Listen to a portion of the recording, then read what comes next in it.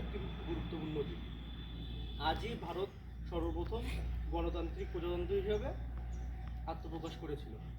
1929 সালের শেষ দিকে মহাত্মা গান্ধী এবং পণ্ডিত জওহরলাল নেহরুর নেতৃত্বে পূর্ণ স্বরাজ ঘোষিত হয় এবং 1930 সালের 26 জানুয়ারি দিনটিকে ঠিক করা হয় স্বাধীনতা দিবস হিসেবে পালন করা হবে, কিন্তু সেটি সফল হয়ে ওঠেনি।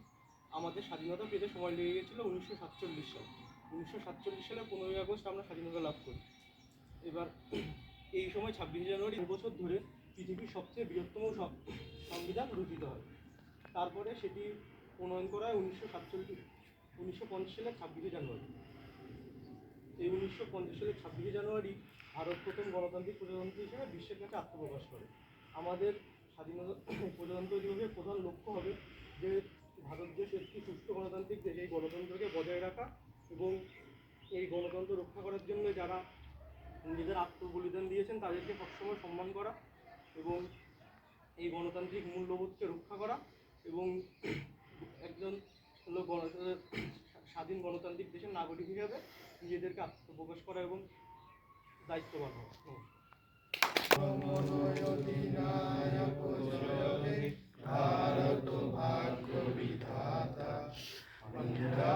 সিন্ধু গুজরাট মারাঠা দ্রাবিড় উৎকল বঙ্গ বিন্ধ্য হিমাচল যমুনা গঙ্গা উজ্জ্বল জলদিগ রঙ্গ তব শুভ নামে জাগে তব শুভ আশিস মাগে গাহে তব জয় গাথা জনগণ মঙ্গল দায়ক জয় হে भारत भाग्य विधाता जय हे जय हे जय हे जय जय जय जय